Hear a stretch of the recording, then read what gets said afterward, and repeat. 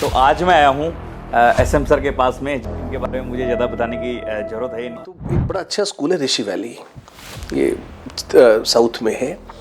जे कृष्णमूर्ति जी का शुरू किया हुआ। तो मैंने उनको एक मेल लिखा कि मैं आपके यहाँ पढ़ाना चाहता हूँ, अगर आपको लगता है ठीक तो।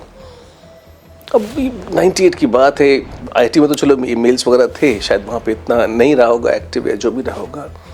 उनका जवाब मुझे 8 महीने बाद मिला, आ जाइए, है ना। खुद आगे से मना कर देते थे कि हम हाँ, ये आपको आज आश्चर्य हो रहा है, उस समय तो एक बहुत स्वाभाविक प्रतिक्रिया थी कि भाई हम तो पढ़ाने बैठे हैं ना, तो अगर बच्चे ने शक्ति नहीं है पढ़ने की तो मत लाइए उसको। आईआईटी पास आउट्स का रोज नहाने का तो आग्रह नहीं होता। सुनकर शौक लग सकता है बच्चों को, कुछ का मनोरंजन भी हो सकता है कि हाँ हम भी ऐसे ही है। नहीं थे हम, हमें कुछ आता तो था नहीं, तो हम बैठ के पढ़ते थे। आज हम किसी को कहेंगे 13 घंटे का शेड्यूल है तो लोग नाचने लगेंगे और मतलब बिल्कुल गालियाँ देने लगेंगे, है ना। तब के पेपर्स आज भी बेंचमार्क माने जाते हैं, उसी के क्वेश्चंस लोग अब मटेरियल में सर्कुलेट करते हैं, उसी से क्वेश्चंस लेके किताबें छाप लेते हैं। कि पहले वही बच्चे कोटा आते थे जिन्हें पढ़ना होता था। कोटा से सिलेक्शन शुरू हुए, उससे ऑल इंडिया रैंक 1, 2 और 7, मतलब फैंटास्टिक रिजल्ट। कब जेईई की तैयारी शुरू करेंगे तो आपको एक धक्का लगेगा। मतलब इसलिए आ गए क्योंकि पड़ोसी आ रहा था, उनके पैसों को हड़पने के लिए वो जो है बच्चों को झूठे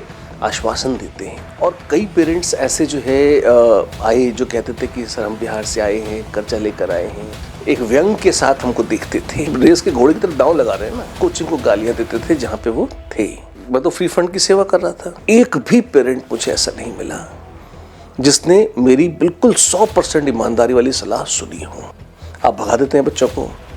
जब आप बिल्कुल ठगे जाने के लिए व्याकुल हैं और तड़प रहे हैं। आज तक का कोटा का बड़ा अचीवमेंट है जिसमें इतनी रिसर्च हुई है और इतने ब्रेन्स लगे हैं, तो उनको लगा कि नहीं मुझे भारत के संस्कार देने हैं, लेकिन मुझे पढ़ाना भी बहुत अच्छा है। तो उन्होंने ढूंढ ढांड के चुना किसको, महर्षि व्यास रेजिडेंशियल विद्यालय। 6 से साइंस शुरू होती है और 6 से ही मैथ्स की बर्बादी भी शुरू होती है। वो कंफ्यूज होता है, फिर वो केमिस्ट्री को कोसता है। मैं क्योंकि केमिस्ट्री पढ़ाता हूँ इसलिए उसका एग्जाम्पल ले रहा हूँ, but this is true for all others. हमारे 2 बहुत स्पेशल फीचर्स हैं जो भारत में और कहीं नहीं है।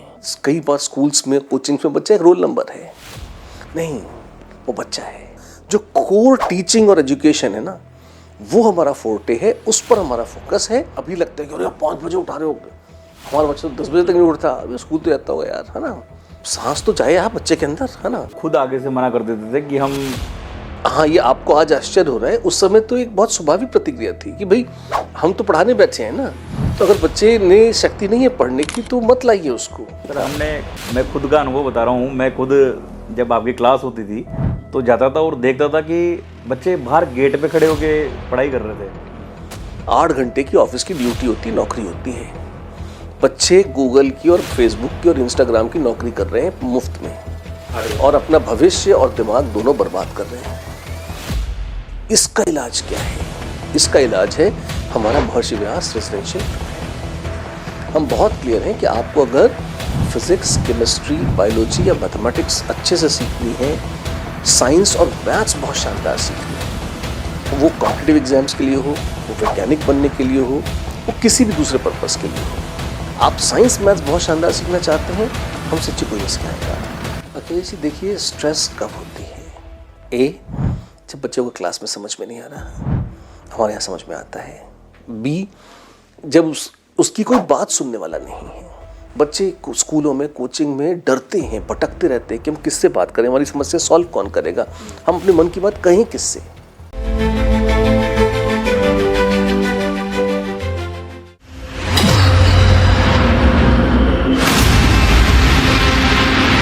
जय हिंद दोस्तों, कैसे हैं आप सब? आई होप आप सब अच्छे होंगे।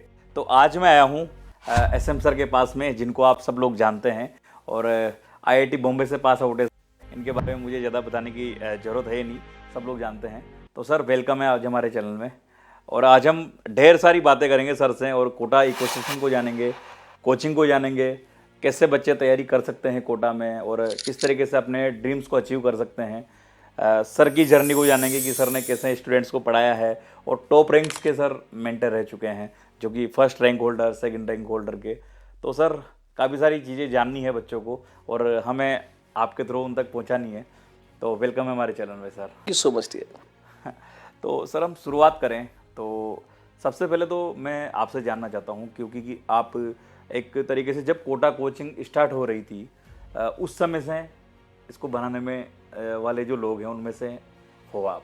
आपने बनाया है मतलब कोटा कोचिंग सिस्टम को, तो किस तरीके की शुरुआत थी उस समय पे और क्या सिस्टम था उस समय पे कोचिंग्स का जो अभी नहीं है या अभी होना चाहिए? अच्छा प्रश्न है आपका। सबसे पहले तो आपके दर्शक हैं उनको नमस्कार, बहुत बहुत अभिनंदन। देखिए अखिलेश, जब मैं कोटा आया था तो I was a fresh pass out from IIT Bombay. तो 1998 में मैं पास आउट हुआ। उस समय बहुत बीटन ट्रैक्स होते थे कि आप स्कॉलरशिप लेकर यूएस चले जाइए, है ना, या फिर सिविल सर्विसेज की तैयारी करिए, एमबीए कर लीजिए मैनेजमेंट साइड में जाके। तो मैंने छोटे छोटे प्रोजेक्ट्स आईआईटी टाइम में लेकर ये दोनों तीनों मतलब इस तरफ थोड़ा, या फिर उस समय सॉफ्टवेयर बूम आ रहा था तो लोग कोडिंग करना चालू कर दीजिए। मैंने तो ये ऑप्शंस मिनी प्रोजेक्ट्स 1 महीने 2 महीने 3 महीने के लेके करे और देखा, मुझे इसमें से कुछ भी पसंद नहीं था। मतलब मैं कर सारी सकता था लेकिन मतलब मज़ा नहीं आता। मुझे था कि मैं पढ़ाऊँगा। तो एक बड़ा अच्छा स्कूल है ऋषि वैली, ये साउथ में है, जे कृष्णमूर्ति जी का शुरू किया हुआ। तो मैंने उनको एक मेल लिखा कि मैं आपके यहाँ पढ़ाना चाहता हूँ, अगर आपको लगता है ठीक तो। अब 98 की बात है, आईटी में तो चलो ईमेल्स वगैरह थे, शायद वहाँ पे इतना नहीं रहा होगा एक्टिव या जो भी रहा होगा। उनका जवाब मुझे 8 महीने बाद मिला, आ जाइए, है ना। लेकिन अब कोई सेंस नहीं थी, 8 महीने तक कोई बैठा नहीं रहता। तो उसके बाद फिर ये हुआ कि कुछ हमारे स्टूडेंट्स थे या कुछ हमारे जूनियर्स थे रादर उस टाइम में, जो कोटा से सिलेक्शन शुरू हुए थे। बस बंसल सर पढ़ाते थे यहाँ पे, तो ये था, उन्होंने कहा कि पर करो, बंसल सर के पास चले जाओ तुम और देखो कि वहाँ पे वैसे भी सर तो मैथ्स पढ़ाते हैं, फिज़िक्स भी मैनेज हो जाती है कोटा में, केमिस्ट्री जो है वो कोई ऐसा नहीं है ना।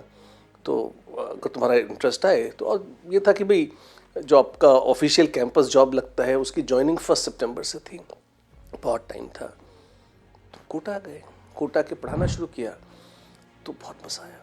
और इतना मज़ा आया कि मतलब सुबह 7 बजे से बंसल शुरू होता था कि मतलब 7 से 8 बच्चे डीपीपी करते थे, तब हम रहते थे। 8 बजे से रात के 8 बजे तक तो क्लासेस होती थी। और वैसे आज हम किसी को कहेंगे 13 घंटे का शेड्यूल है तो लोग नाचने लगेंगे और मतलब बिल्कुल गालियाँ देने लगेंगे, है ना। लेकिन सच तो ये है कि हमें तो ठीक ही लगता था, उस समय मज़ा आता था। और रात में जैसे 8 बजे बच्चे सपोजिटली क्लास ख़त्म हो जाती थी तो 8:30 तक बच्चे जाते थे, डाउट वाउट पूछ के 9 बज जाते थे। नए थे हम, हमें कुछ आता तो था नहीं, तो हम पढ़ते थे। और एक बेसिक कमिटमेंट ये था कि अटकना नहीं है क्लास में। अगर कोई कुछ भी पूछ ले, जब बच्चों जेई के बच्चे थे बहुत ब्रिलियंट, तो कहीं से कोई कुछ भी पूछ ले तो आपको आना चाहिए। तो फिर रात में इनविरेबली 1-2 तो बज ही जाते थे। फिर मैंने एक चीज़ और डिस्कवर करी कि रात में जैसे 1:30-2 के बियॉन्ड अगर मैं रुकता हूँ और वापस जाता हूँ, क्योंकि तब तो बाइक या कोई कार का तो प्रश्न ही नहीं था, पैदल जाते थे, कुत्ते पीछे पड़ जाते थे रोड साइड के, है ना। तो एक बार ऐसा हुआ, जैसे कुत्तों से मुझे डर लगता था, है ना। मतलब आवारा कुत्ते रात में आधी रात को आपको चेज़ कर रहे हैं, तो किसी के लिए भी ये बहुत सुख का अनुभव नहीं हो सकता। तो फिर मैं क्या करता था कि जैसे अगर रात में 1:30-2 क्रॉस हो गया तो मैं वहीं ऑफिस में ही टेबल पर सो जाता था। एक बड़ी सी टेबल थी तो उसी पे अपन सो जाया करते थे। ब्रश और पेस्ट आकर रख लिया था कि भाई अपने लॉकर में रखा हुआ है, सुबह उठे, मंजन किया, मुंह धोया, मुंह पोंछा, पढ़ाना चालू कर दिया। फ्रेश पास आउट थे इंजीनियरिंग से, तो आईआईटी पास आउट्स का रोज़ नहाने का तो आग्रह नहीं होता है ना। दिन में कभी चले जाएंगे नहा लेंगे, वो नौबत वैसे कभी आती थी नहीं आती, भगवान जाने। ये सब बातें सुनकर शौक लग सकता है बच्चों को, कुछ का मनोरंजन भी हो सकता है कि हाँ हम भी ऐसे ही हैं, है ना। लेकिन ये उन दोनों की कहानी है। कितने घंटे आप उस टाइम पे पढ़ाते थे पूरे दिन में? देखिए 8 से 8 हमारा टाइम था। अब उसमें टिपिकली 2 क्लासेस सुबह, 2 क्लासेस शाम को होती थी। बीच में गैप्स रहते थे, ऐसा नहीं थे। कभी कोई एक्स्ट्रा क्लास आ गई या कुछ आ गया तो आ गया। तो 6 घंटे तो एक्टिव क्लासरूम टीचिंग थी, स्केड्यूल्ड। थोड़ा बहुत एक्स्ट्रा टाइम हम सब चुरा लिया करते थे, 15-15 मिनट।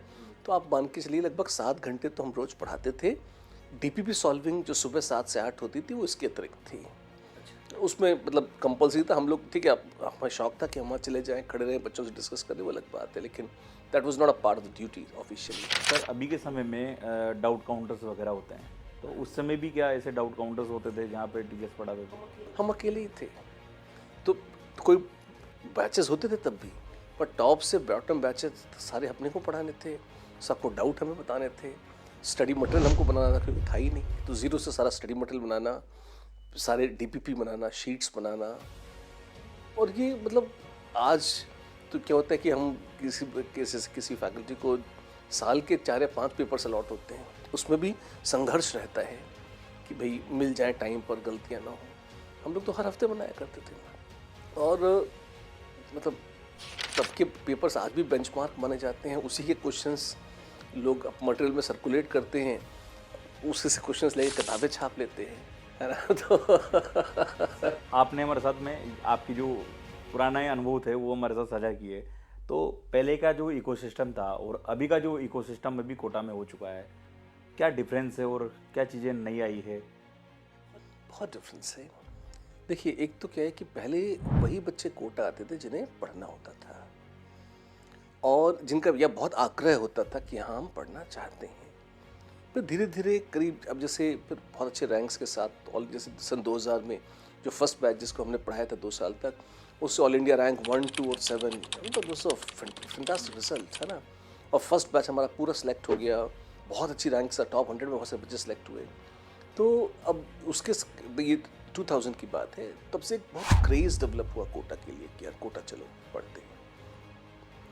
उसके साथ साथ उस क्रेज़ में क्या हुआ, बहुत सारे ऐसे स्टूडेंट्स भी आने शुरू हुए जिनका पढ़ाई में या तो इतना इंटरेस्ट नहीं था या बी इंटरेस्ट तो था, पर देखिए हर विद्यार्थी की अपनी एक शक्ति होती है, एक बैकग्राउंड होता है। बैकग्राउंड मतलब जैसे अगर आपने 10th तक मैथ्स बहुत अच्छे से नहीं करी है तो आप स्कूल में हो सकता है पास होते हुए अच्छे नंबरों से बढ़िया पास होते हुए आ जाएं, लेकिन फिर आप जब जेईई की तैयारी शुरू करेंगे तो आपको एक धक्का लगेगा, करेंगे क्या हो गया, मतलब आपको तो बेसिक्स नहीं आ रहे हैं और यहाँ तो सीधे सीधे गाड़ी भाग रही है।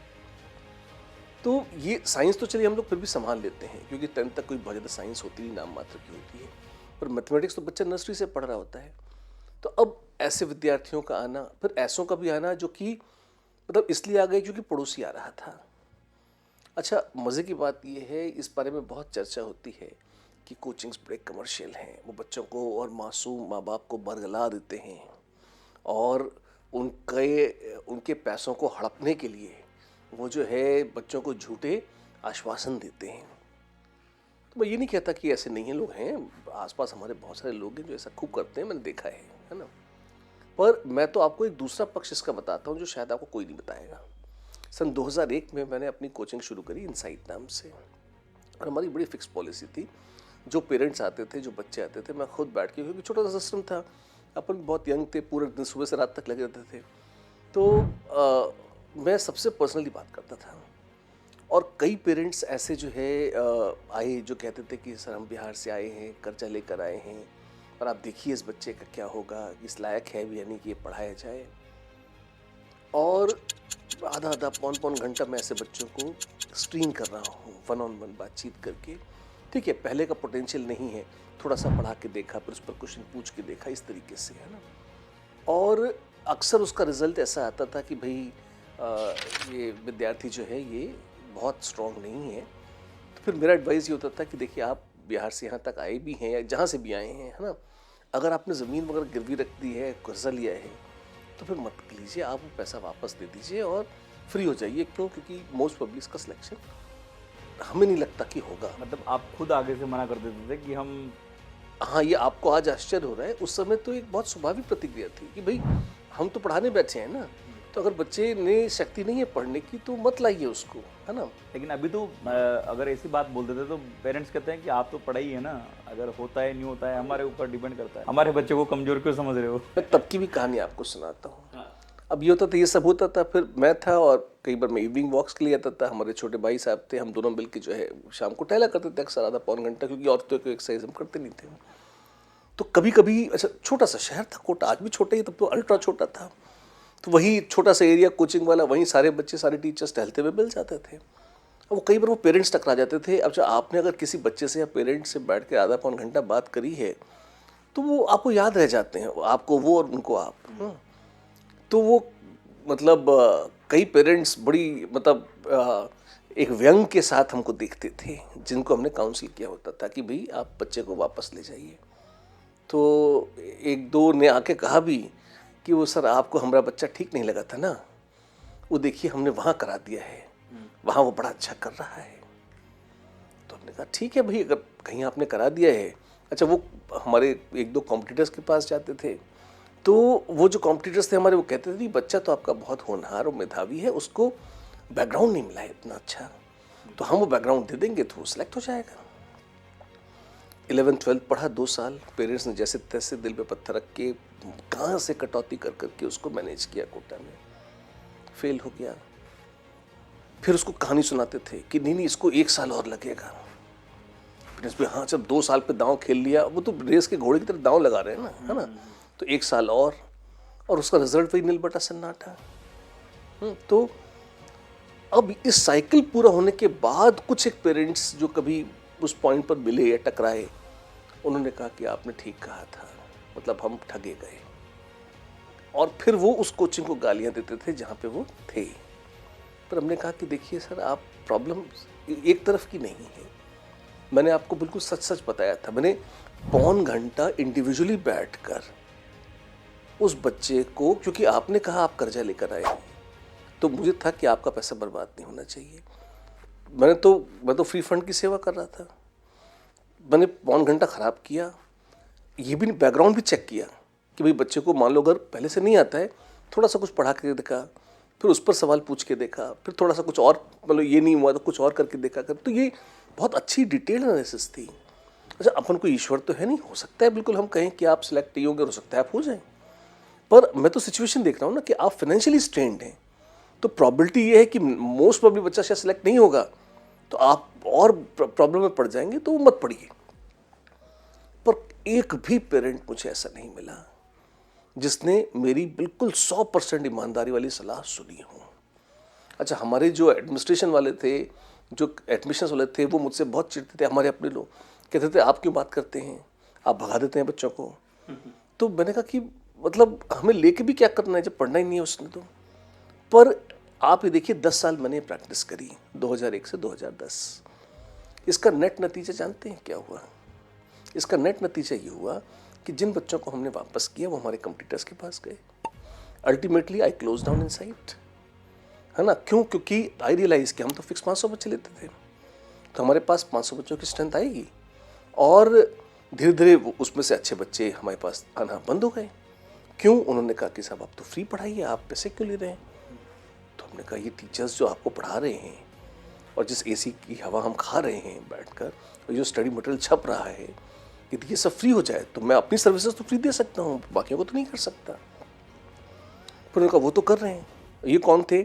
ये वो लोग थे जिन्होंने उन बच्चों को भी एडमिशन दे रखा था जो डिजर्व नहीं करते थे। तो अब क्या है कि आप अगर 10,000 बच्चे पढ़ा रहे हैं तो आपने 500 बच्चे फ्री कर दिए। तो ये करके आपने मेरे सारे टॉपर्स अपनी तरफ अट्रैक्ट कर लिए।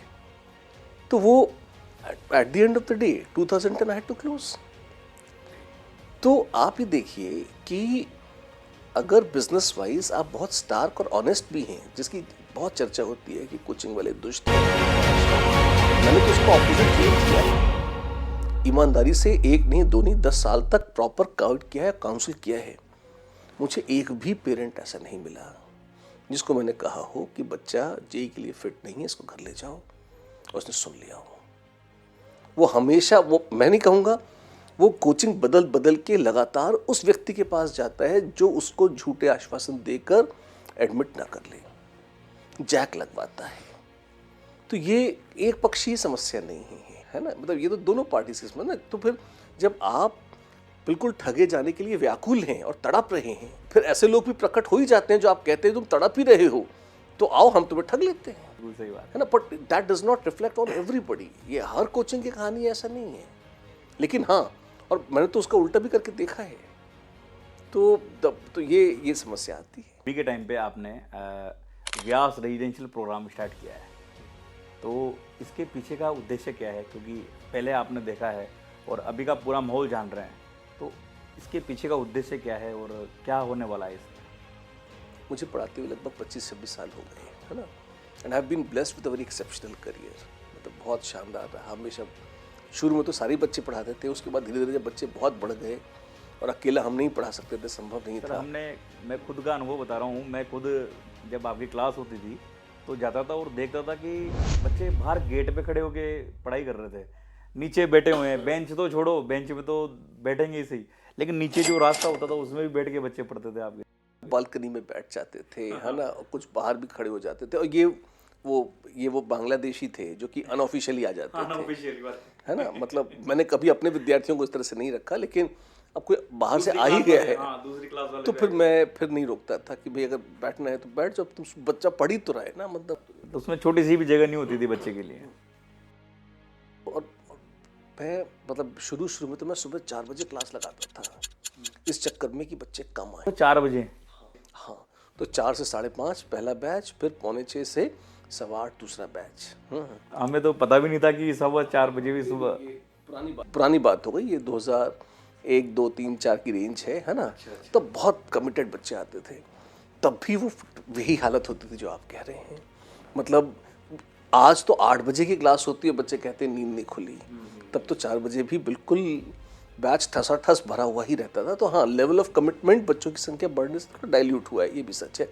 जनरेशन का भी फर्क हो सकता है। जी सर, व्यास के बारे में मैं पूछ रहा था। हाँ जी, हाँ। तो वीआरपी की अगर हम बात करें, महर्षि व्यास रेजिडेंशियल प्रोग्राम जो हमने शुरू किया, तो देखिए ये इतने वर्षों तक पढ़ाकर जो चीज़ मुझे दिखी कि हमने कुछ एक चीज़ों में कोटा में बहुत नियर परफेक्शन काम किया है। मतलब कि किसी सब्जेक्ट को अच्छे से डिलीवर कैसे करना है, किस तरीके से। मुझे पता है कि अगर हम ये बोलेंगे तो बच्चा यहाँ पर हाथ उठाएगा और ये चीज़ पूछेगा, तो हमको इसको ऐसे बोलना है ताकि उसको अपनी प्रश्न का उत्तर और वो अटके नहीं। एक बहुत ही स्मूथ फ्लो पेडागॉजिकली अगर हम देखें तो सब्जेक्ट्स का हमने सेट किया है। तो ये स्टडी मटेरियल बहुत रिफाइंड बनाया है। तो ये एक आज तक का कोटा का बड़ा अचीवमेंट है, जिसमें इतनी रिसर्च हुई है और इतने ब्रेन्स लगे हैं। खाली हम तो शुरू में थे, अब तो बहुत सारे लोग हैं, सबने अपनी अपनी बुद्धियां लगाकर इसको बहुत अच्छा किया है।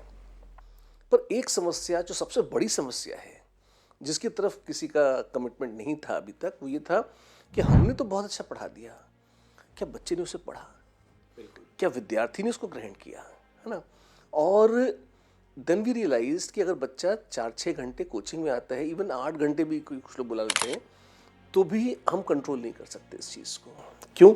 उसके बाद बच्चा बाहर जाता है तो अपना होमवर्क करता है कि नहीं, रिवीजन करता है नहीं, हेल्दी लाइफस्टाइल है कि नहीं, पीयर ग्रुप कैसा है, मोटिवेटेड है कि नहीं, कहीं डिमोटिवेट तो नहीं हो गया। तो ये बहुत सारे ऐसे फैक्टर्स हैं, क्योंकि बच्चा अकेला रहता है कोटा में, बाहर हॉस्टल्स में तो या पीजीज में रहता है, तो ये फैक्टर्स चूँकि हमारे कंट्रोल के बाहर थे, तो इस वजह से हम एक लेवल से ज़्यादा अच्छी आउटपुट इंश्योर नहीं कर सकते थे। अब क्या हुआ है, the good part now is कि जब हमने रेजिडेंशियल प्रोग्राम शुरू किया तो ये था कि बच्चे 24 घंटे हमारे पास रहेंगे, तो वो हमारी ही निगरानी में खाना भी खाएंगे, हमारे ही हॉस्टल्स में या उसी कैंपस में ही सोएंगे।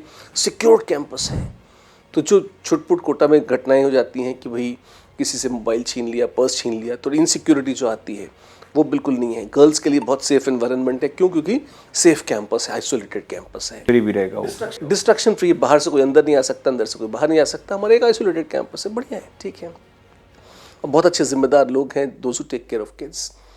फिर दूसरा ये है कि सेलफोन फ्री कैंपस है। अभी के टाइम पे तो अभिशाप बन गया है एक तरीके से। ऑन एन एवरेज हर बच्चा आज की तारीख में, हर टीनेज बच्चा 6 से 8 घंटा रोज मोबाइल देखता है, तो टीवी देखता है, स्क्रीन पे रहता है 6 से 8 घंटा मिनिमम। और पेरेंट्स ये कर ही नहीं सकते कि अवॉइड कर लें। 8 घंटे की ऑफिस की ड्यूटी होती है, नौकरी होती है। बच्चे गूगल की और फेसबुक की और इंस्टाग्राम की नौकरी कर रहे हैं मुफ्त में, और अपना भविष्य और दिमाग दोनों बर्बाद कर रहे हैं।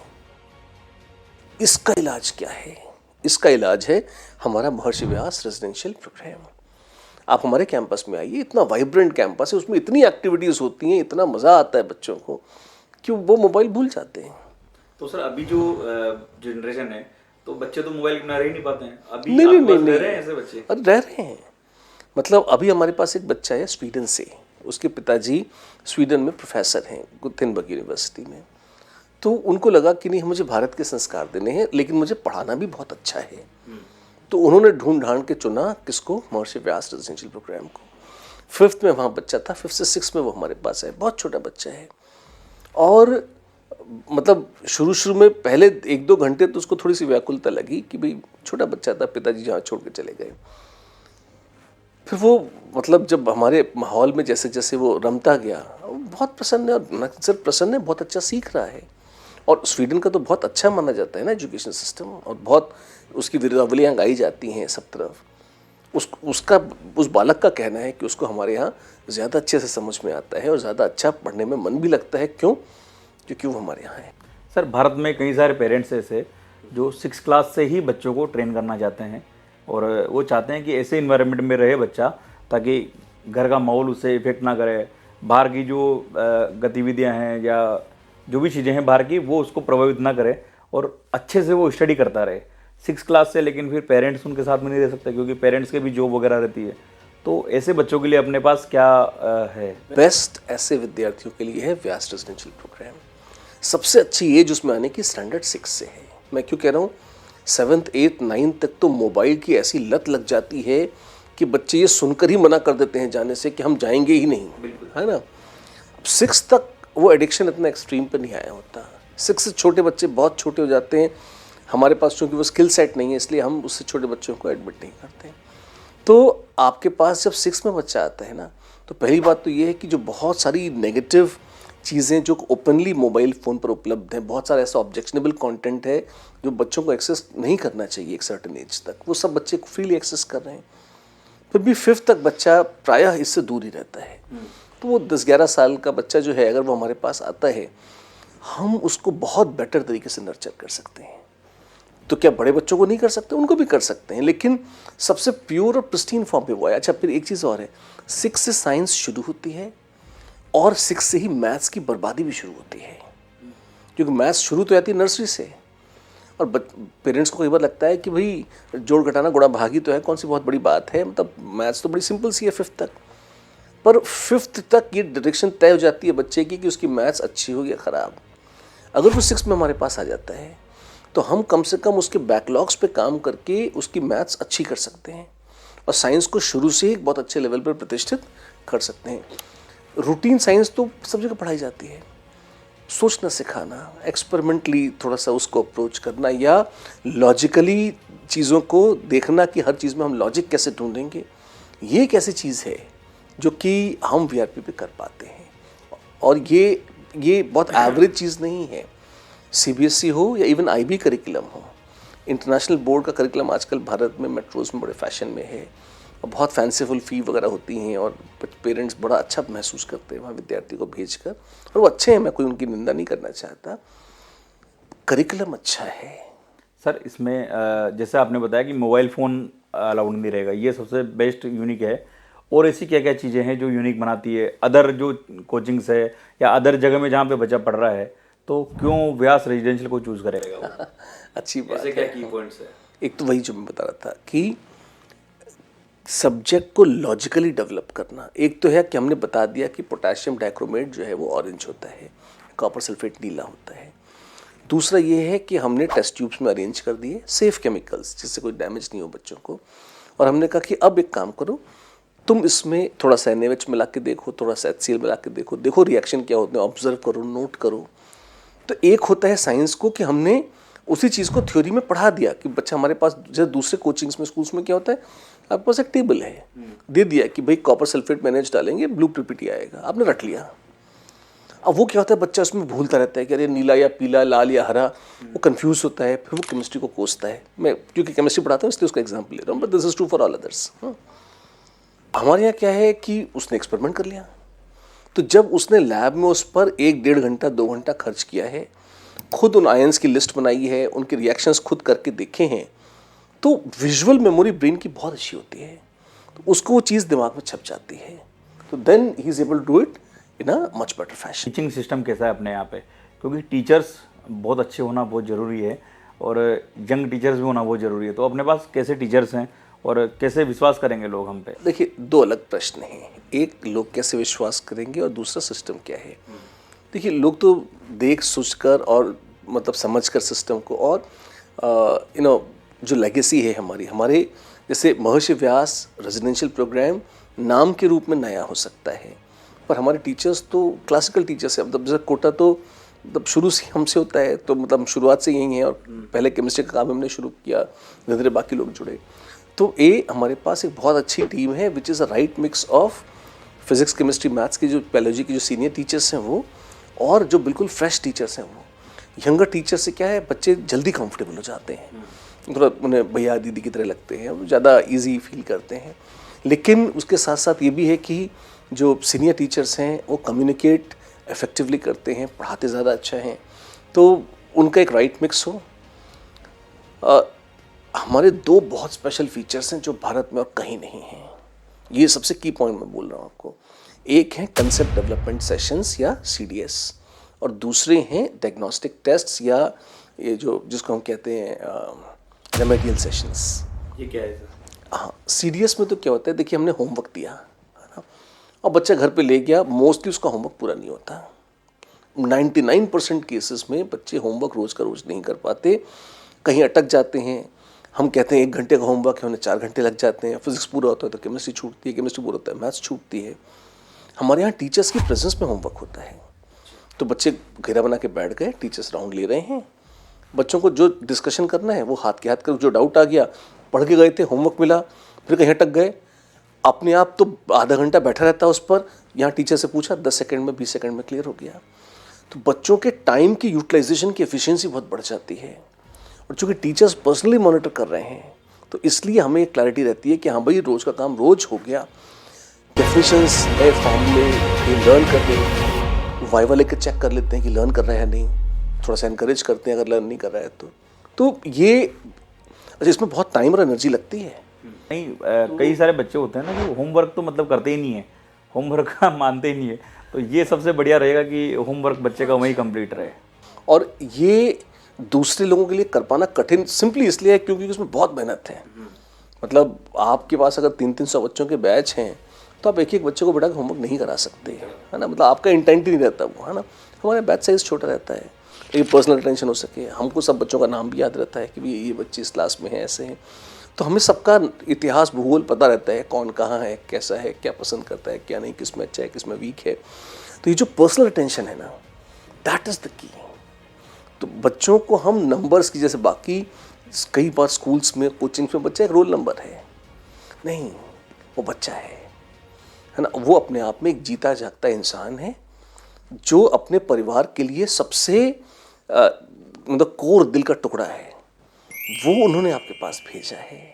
ये अप्रिसिएशन बहुत ज़रूरी है टीचर्स को या इंस्टीट्यूशंस को कि अगर किसी ने इतना विश्वास आपके पास किया है, आपके ऊपर किया है कि अपना बच्चा आपके पास भेजा है, तो आप उसकी फिर वैसे कदर करें, उसको उसी तरह से संभाल के रखें, उसका ध्यान रखें।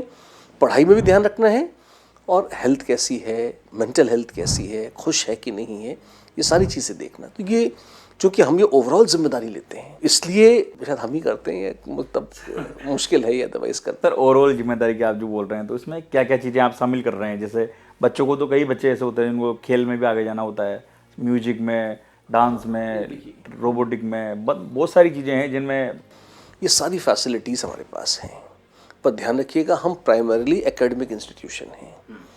बच्चे को अगर म्यूज़िक सीखनी है तो हम म्यूज़िक स्कूल नहीं हैं। अगर उसको बास्केटबॉल सीखनी है तो हमारे यहाँ बास्केटबॉल कोर्ट है, आप उसमें खेल सकते हैं मनोरंजन के लिए। लेकिन आपको अगर बास्केटबॉल की नेशनल चैम्पियनशिप में पार्टिसिपेट करना है then it's a different issue all together. वो नहीं है। हम बहुत क्लियर हैं कि आपको अगर फिज़िक्स, केमिस्ट्री, बायोलॉजी या मैथमेटिक्स अच्छे से सीखनी है, साइंस और मैथ्स बहुत शानदार सीखनी है, वो कॉम्पिटिटिव एग्जाम्स के लिए हो, वो वैज्ञानिक बनने के लिए हो, वो किसी भी दूसरे पर्पस के लिए हो, आप साइंस मैथ्स बहुत शानदार सीखना चाहते हैं, हमसे अच्छे कोई नहीं सिखाएगा आपको। कॉम्पिटिटिव एग्जाम की तैयारी हमसे अच्छे कोई नहीं कराएगा आपको। उसके साथ साथ हमारे पास music, dance, sports, robotics, AI इनके भी लैब्स और वर्कशॉप्स हैं। टीचर्स आते हैं, बच्चों को गाइड करते हैं। लेकिन ये स्ट्रेस बस्टर के तौर पे कि भाई हमने मोबाइल छीन लिया आपसे, तो हमने ये सब दे दिया आपको कि आप थोड़ी देर बांसुरी बजाना सीखिए, गाना गाना सीखिए। लेकिन इससे इतना ही है कि आप रिलैक्स हो जाएं। आपको इंडियन आइडल में पार्टिसिपेट करना है अगर, तो हम उसकी तैयारी नहीं कराते। हमारे पास तैयारी होती है, आपको फिजिक्स ओलंपियाड फाइट करना है, हाँ हमारे पास आइए। केमिस्ट्री ओलंपियाड में गोल्ड मेडल चाहिए, हमारे पास आइए। मैथ्स टॉप करनी है, आप हमारे पास आइए। और बायोलॉजी में शानदार करना है। ये 4 सब्जेक्ट्स हमारे कोर हैं। इसके अलावा हिंदी, इंग्लिश, सोशल साइंसेज जो ह्यूमैनिटीज़ के सब्जेक्ट्स हैं, जो कि हम पूरी जिम्मेदारी से पढ़ाते हैं, तो ये भी साथ में आते हैं। और जिस एवरेज पर लोग कराते हैं उससे बहुत बेटर ही हम इनको करा देते हैं। तो ओवरऑल जो कोर टीचिंग और एजुकेशन है ना, वो हमारा फोर्टे है, उस पर हमारा फोकस है। बाकी सारी चीज़ें उनको सपोर्ट करने के लिए, बच्चे की एक्सपीरियंस को इन्हांस करने के लिए और उसकी खुशी बढ़ाने के लिए है। अच्छा, अपना जो रेजिडेंशियल प्रोग्राम है सर, तो इसका शेड्यूल किस तरीके से होता है और पूरे दिन की क्या एक्टिविटी आपने इसमें शामिल की है बच्चों की? शेड्यूल तो देखिए बहुत इंटरेस्टिंग है। सुबह 5 बजे हम उठा देते हैं विद्यार्थियों को। 5 बजे? हाँ जी, है ना। और अभी लगता है कि अरे 5 बजे उठा रहे हो, हमारा बच्चा तो 10 बजे तक नहीं उठता, अभी स्कूल तो जाता होगा यार, है ना। और दूसरा, ये कहने की बात है, 5 बजे एक बार बच्चा उठना शुरू करता है ना, उसकी हेल्थ बहुत अच्छी हो जाती है, फेफड़े मजबूत होते हैं, आंखों की रोशनी बढ़ती है, डाइजेशन अच्छा रहता है, मन प्रसन्न रहता है। आप उगते हुए सूरज के दर्शन तो कीजिए एक बार, तो है ना। तो इसका अनुभव जिसने किया है वही जानता है इसको।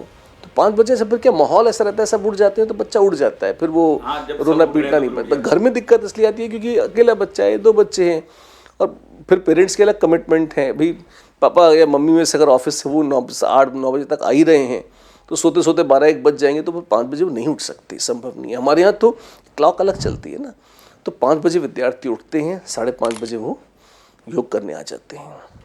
तो 5:30 से 6:15 योग प्राणायाम का समय है। आप आइए, योग कीजिए, प्राणायाम कीजिए, ताकि दिन भर के लिए आपको एक अच्छी शक्ति मिल जाए। कुछ लोगों को लगता है कि अरे ये टाइम वेस्ट हो रहा है, इसकी बजाय बच्चा 20 सवाल मैथ्स के लगा लेगा तो ज़्यादा कर लेगा। वो नहीं लगा पाता, एक पॉइंट के बाद फिर उसका वो डिप्रेशन में आ जाता है। तो सांस तो जाए आप बच्चे के अंदर, है ना। तो मॉर्निंग में ये बहुत अच्छा शेड्यूल रहता है। फिर उसके बाद एक्टिव स्पोर्ट्स हैं कि आप, ये तो योग और प्राणायाम तो आपके कैंपस में या बिल्डिंग में हो गए, आप दौड़ लगाइए, भागिए, कुछ बाहर एक्टिव खेलिए, तो ताकि फेफड़ों में हवा तो जाए। और कुछ नहीं, टहलिए, नाचिए, कूदिए, जो करना है करिए, आपके पास आधा पौन घंटा इस चीज़ का रहता है। फिर ब्रेकफास्ट का टाइम है, आप ब्रेकफास्ट लीजिए, और 8 बजे से हमारी क्लासेस शुरू होती हैं। फिर क्लासेस जैसे सबकी चलती हैं, अब आपकी भी क्लासेस चलेंगी बीच बीच में। फिर उसमें लेक्चर्स होंगे, कॉन्सेप्ट डेवलपमेंट सेशंस होंगे, रेमेडियल सेशंस होंगे। रेमेडियल सेशंस की हमारी चर्चा ज़रूर छूट गई थी। उसमें क्या होता है कि बच्चों की जो पुरानी क्लासेस की कमी रह जाती है उसको हम पूरा करते हैं। कि बच्चा 9th में है लेकिन उसको 6 की मैथ्स में से कुछ नहीं आता, 7th में से कुछ नहीं आता, तो हमारे टीचर्स छोटे छोटे डायग्नोस्टिक टेस्ट लेके गेज करते हैं कि दिक्कत कहाँ है, और फिर उसको वहाँ बिठाकर उसको वो पुराना काम कराते हैं, ताकि उसके वो पुराने जो तकलीफ़ें हैं वो दूर हो जाएं। क्योंकि जब तक वो दूर नहीं होंगी तब तक वो दिक्कत देगा। कोविड के बाद ये बहुत बड़ी समस्या है। कोविड के पहले भी थी, पर बाद में तो बहुत विकराल हो गया। अब लोग समझ गए, पहले तो हम ही समझते थे कि समस्या है। ये तो वही बात होगी कि तकलीफ ढूंढ ढूंढ के उसका इलाज आपको नहीं पता, बच्चे को नहीं पता कि मुझे यहाँ दिक्कत है, पर मुझे पता है कि ये दिक्कत एकदम से तुम्हारा जब तुम एग्जाम दे रहोगे ना तब आएगी, या तुम्हें इस चैप्टर में बाद में दिक्कत आएगी। तो वो दिक्कत जड़ से खत्म होनी चाहिए, वो कॉन्सेप्ट्स आपके बेसिक से क्लियर होने चाहिए। और 11th-12th में तो चूंकि डायरेक्ट कॉम्पिटिटिव एग्जाम्स की तैयारी बच्चे चालू कर देते हैं। कई बार ये भी कहते हैं पेरेंट्स कि यार बच्चे की जान लोगे क्या, छठी से कौन कॉम्पिटिटिव एग्जाम की तैयारी कराता है। इट्स नॉट कॉम्पिटिटिव एग्जाम, हम अच्छा पढ़ना सिखा रहे हैं ना उसको। तो जब हम अच्छा पढ़ना सिखा रहे हैं, अच्छी फिजिक्स, अच्छी केमिस्ट्री, अच्छी मैथ्स, अच्छी बायोलॉजी, अच्छी हिंदी, अच्छी इंग्लिश। अच्छा, हम उसमें क्या करते हैं, आप हिंदी इंग्लिश नॉर्मली पढ़ाओगे स्कूल में तो आपके पास एक टेक्स्ट बुक है, आप पढ़ा देते हो। हम तो वोकैबलरी पर भी वर्क करते हैं कि आप वोकैबलरी बच्चे की कैसे अच्छी करेंगे, स्पीकिंग स्किल्स पे काम करते हैं, उसकी राइटिंग स्किल्स पे काम करते हैं। तो ये चीज़ें वो है कि बाद में अगर बच्चा राइटिंग में कुछ करना चाहता है, यूपीएससी फाइट करना चाहता है, तो उसकी जड़ तो यहीं से पड़ती है। भाषा बच्चा 10th तक सबसे अच्छी सीखता है, तो भाषा इंग्लिश और हिंदी कम से कम, क्योंकि 2 ही भाषाएं हम सिखाते हैं, वो बहुत शानदार कर ले, ये भी हमारा टारगेट है। तो आगे वो भले ही IIT में जाए, मेडिकल में जाए, कहीं और कुछ मतलब इसरो में साइंटिस्ट बनना चाहे, वो सब अपनी जगह है, पर लिखने पढ़ने के लिए भाषा तो उसको अच्छी ही चाहिए कि ना। तो वो भाषा 11th-12th में चूँकि कॉम्पिटिटिव एग्जाम्स करीब आ जाते हैं तो स्ट्रेस कम हो जाती है, लेकिन 10th तक उस पर भी एक अच्छी खासी स्ट्रेस रहती है कि ये बड़ा शानदार काम होना चाहिए ऐसा। तो सर उसके बाद जैसे क्लासेस हो गई तो उसके बाद कैसे क्या होता है? क्लासेस हो गई, क्लासेस भी दोपहर में लंच हो जाएगा, ब्रेक्स होते रहेंगे, टिफ़िन होगा फिर, है ना। तो ये तो एक जो नॉर्मल कोर्स है। पेरेंट्स की एक समस्या रहती है कि घर से बाहर अगर बच्चा जाता है मम्मी को छोड़कर तो उसको खाने में बड़ी दिक्कत आती है बहुत सी बार। तो अपने यहाँ पे हमारे यहाँ अच्छा रहता है, वो खा लेते हैं, है ना भाई। मॉर्निंग ड्राई फ्रूट्स मिल जाते हैं, है ना, ताकि थोड़ा सा वो एनर्जाइज रहे, है ना। फिर देखिए एक तो वेजिटेरियन फूड है, नॉन वेज नहीं होता हमारे यहाँ, है ना, और बाहर से अलाउड भी नहीं है, और सात्विक खाना है, अच्छा खाना है, लेकिन टेस्टी खाना है। तो मतलब हमारे बच्चे तो खुश ही रहते हैं, वो एंजॉय करते हैं। जो टीचर्स हैं, जो आप लोग हैं, तो आप भी उन्हीं के साथ में हाँ, हम सब वहीं खाते हैं फिर खाना, और बच्चों के साथ बैठकर खाते हैं, और वही खाते हैं जो विद्यार्थी खा रहे हैं। तो ये तो सबसे बेस्ट तो और ये इसीलिए है ताकि एक तो मतलब माहौल अच्छा रहे, और साथ साथ क्वालिटी कंट्रोल रहे, हमें बिल्कुल क्लियर रहे कि हमारे बच्चों को ये खाना पड़ रहा है, तो हम भी देख लेते हैं क्योंकि हम भी खा रहे हैं, तो हमें फर्स्ट हैंड पता चल जाता है कि अच्छा है या नहीं, कुछ गलती है, कुछ कमी है, इंग्रेडिएंट्स कम अच्छे लग रहे हैं या कुछ कमी बेसी है, तो हम उसको ठीक कर लेते हैं। सर, अभी के टाइम पे बच्चों में स्ट्रेस की बड़ी समस्या होती है कि स्ट्रेस हो जाता है, डिस्ट्रैक्शन हो जाते हैं, तो इनके लिए आपके पास क्या उपाय है और किस तरीके से आप इनको हैंडल करते हैं बच्चों के लिए? अखिलेश जी देखिए, स्ट्रेस कब होती है?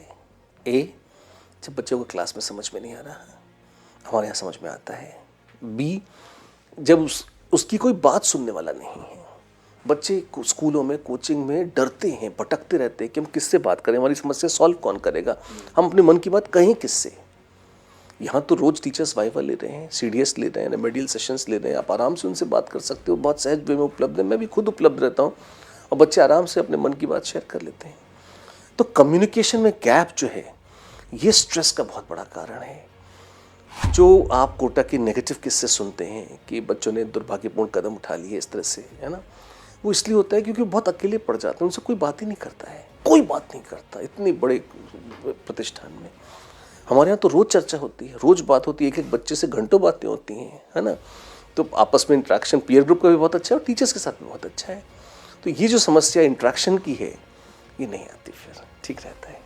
स्ट्रेस बस्टर्स के तौर पर जैसे आप सुबह उठ रहे हैं, योग प्राणायाम कर रहे हैं, खेल रहे हैं, म्यूज़िक है, डांस है, और आपको AI लैब है, रोबोटिक्स लैब है, आपको कुछ नया सीख रहे हैं, ये सब भी क्या बच्चे के जॉय में वृद्धि करते हैं, उसको आनंद आता है। भाई मान लो मुझे फिजिक्स में दिक्कत आ रही थी, पर मैंने साथ साथ अगर मान लीजिए रोबोटिक्स सीखनी शुरू करी, तो वही फिजिक्स के कॉन्सेप्ट वहाँ अप्लाई होने शुरू हो गए, मुझे इंटरेस्ट जागृत हो गया। तो ये चीज़ें क्या पूरी लर्निंग को और पूरी पर्सनैलिटी को बहुत एनहांस कर देती हैं, तो इसलिए it's a wonderful system. Sir, रहने का अगर हम देखें, जैसे व्यास में रेजिडेंशियल प्रोग्राम में तो बच्चा रहेगा भी वहीं पे, ठीक है ना, तो उसमें किस तरीके से रूम्स वगैरह की व्यवस्था है और कैसे बच्चे रहते हैं उसमें, एक साथ कितने बच्चे रहते हैं? और देखिए, अलग अलग तरह के रूम्स हैं, है ना। एक तो जिसमें कुछ ऐसे हैं जिसमें अटैच फ्लैट बाथ्स हैं, कुछ में डॉर्म टाइप सिस्टम है ना, जो कि अफोर्डेबल सेक्शन में है ना। लेकिन सारे रूम्स, पहली बात तो है, साफ़ सुथरे हैं, फ्रेश बने हुए हैं, स्पेशियस हैं, टॉयलेट्स वगैरह बिल्कुल साफ़ रहते हैं, रूम्स बिल्कुल क्लीन और चकाचक हैं। ये हो सकता है आपको अजीब लगे, लेकिन कई सारे हॉस्टल्स ऐसे हैं जिनमें सूरज की रोशनी नहीं आती, जिनमें हवा नहीं आती ढंग से। यहाँ पे सूरज की रोशनी भी बहुत अच्छे से आती है, हवा तो आती है। जो एयर कंडीशन कमरे हैं, ठीक है, अब आप उन्हें बंद कर लेंगे तो उसमें AC की हवा आएगी नहीं, तो बाहर निकल जाएंगे तो अच्छी हवा है आपके पास। ओपन एरिया है, अच्छा एरिया, बच्चे दौड़ सकते हैं, भाग सकते हैं, विकास कर सकते हैं। सर, कोटा के सिस्टम में सिर्फ सिंगल रूम कॉन्सेप्ट है, हाँ। तो एक रूम पे एक बच्चा रहता है? नहीं, हमारे यहाँ नहीं होता। एक रूम में कम से कम 3 विद्यार्थी होंगे। क्यों? क्योंकि एक तो क्या मन लग जाता है बच्चों का, अकेले बच्चा डर जाता है। अच्छा, फिर कोटा के सिस्टम में मैंने बहुत शुरू में अकेले रहने का बहुत समर्थन भी किया है। क्यों? क्योंकि उसमें बच्चों की पढ़ाई, क्या 2-3 बच्चों में पढ़ाई नहीं हो पाती, डिस्टर्ब होते हैं। हमारे पास ये समस्या इसलिए नहीं है क्योंकि हमारी तो सारी पढ़ाई क्लासरूम में हो जाती है। भाई हम 12 से 14 घंटे तो वो इंस्टीट्यूशन में रहता है, जिसमें खेलना, कूदना, नाचना, गाना सब शामिल है। तो कमरे में तो सिर्फ सोने जाता है या फिर नहाने धोने जाता है।